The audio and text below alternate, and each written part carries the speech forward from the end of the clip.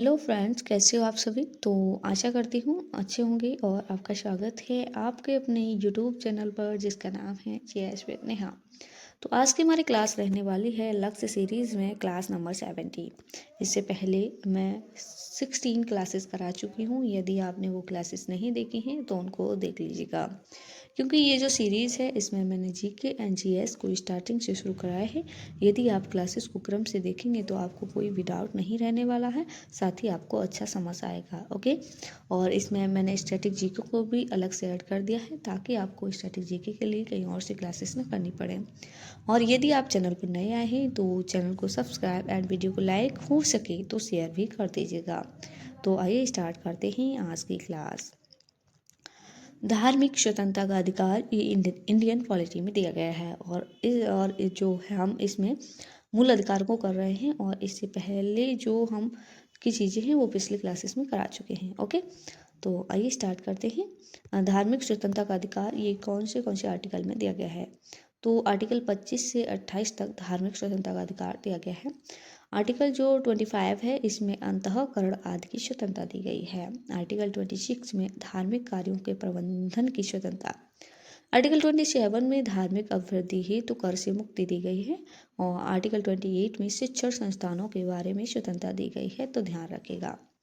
Next है संस्कृति और शिक्षा संबंधी अधिकार। ये किस किस आर्टिकल में है तो जो देखते हैं। आर्टिकल 29 है, इसमें अल्पसंख्यक वर्गों के हितों का संरक्षण दिया गया है। आर्टिकल 30 में शिक्षण संस्थानों की स्थापना की स्वतंत्रता दी गई है। ओके।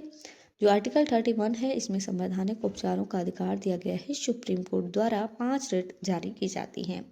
वो कौन कौन सी रिट हैं तो पहली है बंदी प्रत्यक्षीकरण, जिसका अर्थ होता है व्यक्ति को प्रस्तुत किया जाए। दूसरी है परमादेश, हम आदेश देते हैं, जिसका अर्थ होता है। तीसरी है प्रतिषेध, जिसका अर्थ होता है मना करना।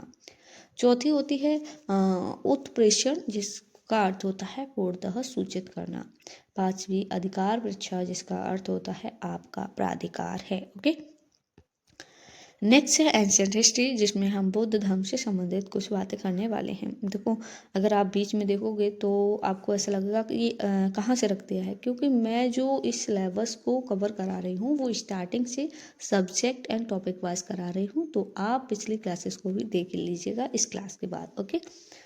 शिक्षा, जो 4 आर्य सत्य हैं बुद्ध के जीवन के दुख का कारण है, दुख का निवारण है, और दुख का निवारण का जो मार्ग है वो क्या है, वो चौथा है। यहाँ लिख नहीं पाया है वो कौन सा मार्ग है, तो अष्टांगिक मार्ग से किया जाता है। ओके। अष्टांगिक मार्ग कुल 8 है। कौन कौन से, तो सम्यक दृष्टि, सम्यक संकल्प, सम्यक वाणी, सम्यक ज्ञान, सम्यक आजीविका, सम्यक व्यायाम, सम्यक स्मृति और सम्यक समाधि। ये अष्टांगिक मार्ग दिए गए हैं जिससे दुख का निवारण होता है। नेक्स्ट है प्रतीक चिन्ह। जन्म का जो प्रतीक चिन्ह है वो कमल और क्या है, सांड। कमल यौवन का प्रतीक चिन्ह था। ग्रह त्याग घोड़ा, गर्भ हाथी, ज्ञान पीपल के वृक्ष के नीचे, मृत्यु पद चिन्ह। ओके। मृत्यु का जो चिन्ह था वो क्या था, पद चिन्ह, जिसे मोक्ष निर्माण या महापरिनिर्वाण कहा गया। ओके। नेक्स्ट है बौद्ध साहित्य। ओके। जो बौद्धिस्ट लिटरेचर है वो क्या है, तो बौद्ध साहित्य को त्रिपिटक में बताया गया है। विनय पिटक, सुत्त पिटक और अभिधम्म पिटक, ये 3 पिटक हैं। ओके। जो सुत्त पिटक है इसमें गाय के नाम आनंदा, वनंदा, सुखदा, ये गाय के नाम दिए गए हैं। सूत पिटक को 5 भागों में बांटा गया है। वो कौन कौन से, जो सूत नहीं है यहाँ पर सुत्त पिटक होगा। ओके, टाइपिंग मिस्टेक है तो उसके लिए सॉरी। नेक्स्ट देखते हैं। ये सुत्त पिटक है, इसको 5 भागों में बांटा गया। कौन कौन से भाग हैं, तो खुंदक निकाय, जिसमें जातक कथाएं दी गई हैं 549, जिसकी संख्या है बुद्ध के जन्म से पूर्व की घटनाएं हैं। नेक्स्ट अंगुत्तर निकाय में 16 महासंपद दिए गए हैं। दीर्घ निकाय तीसरा है, माध्यम निकाय चौथा है, 5वां क्या है, संयुक्त निकाय। ये सुत्त पिटक के 5 भाग हैं। ओके, इनको ध्यान रखिएगा। बुद्ध जी की जो त्रिरत्न है वो कौन कौन है, बौद्ध धम्म संघ, ध्यान रखिएगा। ये भी महत्वपूर्ण है, इनका क्रम पूछ लिया जाता है। और ओके। नेक्स्ट है भूगोल में दिया गया है ब्रह्मपुत्र नदी तंत्र। ओके। इससे पहले की क्लासेस हैं 2-3, उनमें हमने गंगा नदी के बाएं तट की नदियाँ जो सहायक होती हैं और दाएं तट की, ये सारी चीज़ें की थी और उनकी सहायक नदियाँ भी। जो ब्रह्मपुत्र नदी तंत्र है इसका उद्गम चेमांग युंगडुंग हिमनद या अंगसी हिमनद तिब्बत से होता है। लंबाई 2900 किलोमीटर है। भारत में इसकी लंबाई 916 किलोमीटर है। ओके, ध्यान रखिएगा। और यह हिमालय की पूर्वी सीमा बनाती है जो ब्रह्मपुत्र नदी है। ठीक है, प्रमुख सहायक नदियाँ कौन कौन सी हैं? बाएं किनारे की जो बाएं तट की हैं लोहित, धनसिरी, दिबांग, ये इसकी बाएं साइड की जो सहायक नदियाँ हैं। दाएं तट की कमेंग, मानस, तीसरा, सुबनसिरी, शंकोश, ये इसकी सहायक नदियाँ हैं ब्रह्मपुत्र नदी की। यह नदी नामचा वर्मा तिब्बत में तेज यूं टर्न लेती हुई अरुणाचल प्रदेश में प्रवेश करती है, फिर यह धुबरी असम में दक्षिण की ओर मुड़ जाती है। कौन सी नदी? तो ब्रह्मपुत्र, ध्यान रखिएगा। नेक्स्ट, माजुली दुनिया का सबसे बड़ा नदी द्वीप और उमानंद दुनिया का सबसे छोटा नदी द्वीप ब्रह्मपुत्र नदी पर स्थित है। मोस्ट वेरी वेरी इंपॉर्टेंट है, ध्यान रखिएगा। मोस्ट नहीं, वेरी वेरी इंपॉर्टेंट। ओके, जो कौन सा है, जो दुनिया का सबसे बड़ा जो माजुली नदी द्वीप है और सबसे छोटा उमानंद, और किस नदी पर है? ब्रह्मपुत्र नदी पर। सुंदरबन डेल्टा दुनिया का सबसे बड़ा डेल्टा है, कहाँ पर है? वो भी ब्रह्मपुत्र नदी। नेक्स्ट है मणिपुर पहाड़ियों से निकलने वाली बराक नदी बांग्लादेश में सुरमा और कुशियारा नदियों के रूप में प्रवेश करती है। और बड़ा मेघना नदी मेघना नदी, यहाँ पर बड़ी मेघना नदी कहलाती है। कौन सी? तो जो ब्रह्मपुत्र नदी है। इससे पद्मा भारत में गंगा और जमुना भारत में ब्रह्मपुत्र नदियों का संयुक्त प्रवाह मिलता है इसको। ठीक है, नेक्स्ट है ढोला सादिया पुल, जिसे भूपेन हजारिका पुल भी कहा जाता है, असम और अरुणाचल प्रदेश को जोड़ता है। यह लोहित नदी पर स्थित है। ये भी मोस्ट इम्पोर्टेंट है। जो ढोला सादिया पुल है, जिसे भूपेन हजारिका पुल भी कहा जाता है, किसे जोड़ता है? असम को अरुणाचल प्रदेश से जोड़ता है और लोहित नदी पर स्थित है। ओके, नेक्स्ट है इकोनॉमी में भारतीय नोटों पर बनी आकृति, कलर और रंग दिए गए हैं। आकृति ओके, नेक्स्ट, जो 10 रुपए का नोट है उस पे कौन सा कलर है? तो चॉकलेटी ब्राउन।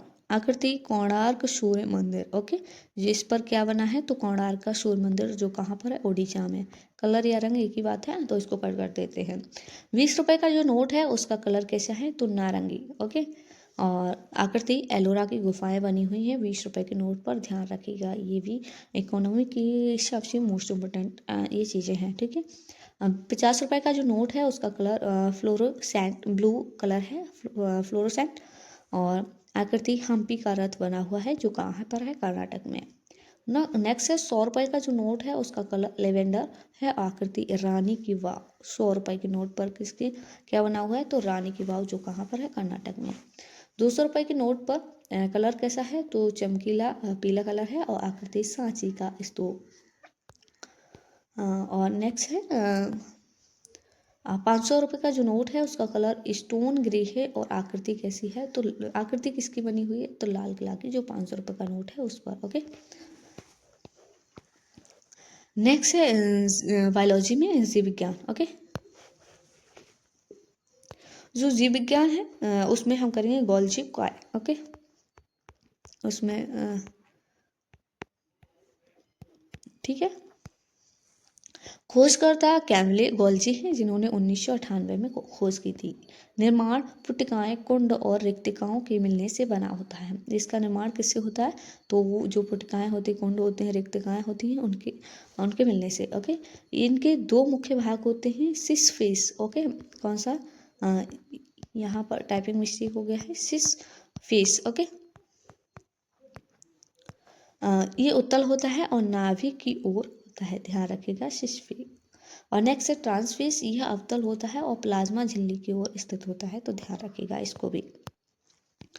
नेक्स्ट है इसका कार्य क्या होता है? तो प्रोटीन और वसा की संवेशन और प्रेषण के लिए जिम्मेदार है। इसे कोशिका का डाकघर भी कहा जाता है, ध्यान रखिएगा गोल्जी कॉय को।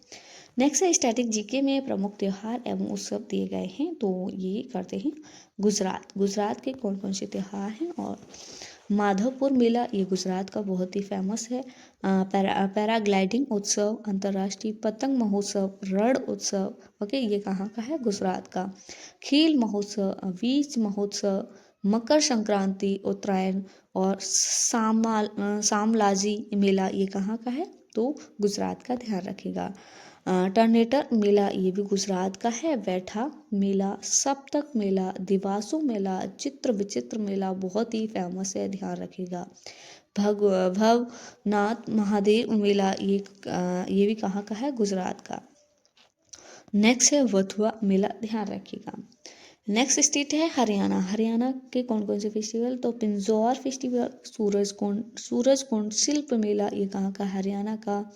सिलीसेट वाशोदा फेस्टिवल, अंतर्राष्ट्रीय गुर्जर फेस्टिवल, निर्जल एकादशी, जो निर्जला एकादशी है ये भी कहाँ का होता है? हरियाणा का। और साथ ही ये उत्तर प्रदेश का भी है। उत्तर प्रदेश में भी इस जो उत्सव को मनाया जाता है।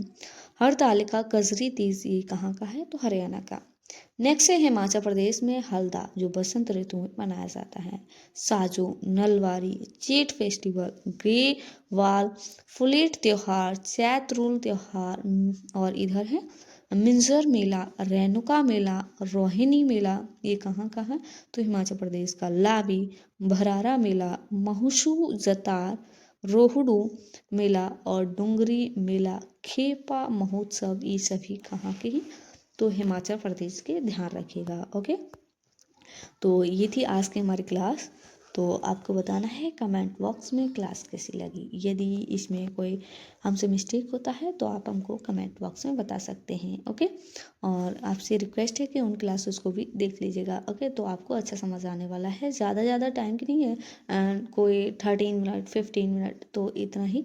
तो आप एक दिन में 4 से 5 6 क्लासेस देख सकते हो और जल्दी कवर हो जाएंगे। ओके, और यदि आपको इस क्लास की पीडीएफ चाहिए तो हमारा टेलीग्राम चैनल है, जिसकी लिंक मैं कमेंट बॉक्स में पिन कर दूँगी, जहाँ से आप टेलीग्राम को ज्वाइन कर सकते हैं। क्योंकि जो जीएस है उसका बार बार रिवीजन करने से ही याद होता है। तो आज के लिए इतना ही, मिलते हैं नेक्स्ट क्लास के साथ। तब तक के लिए आप अपना ख्याल रखिएगा, अच्छे से तैयारी कीजिएगा।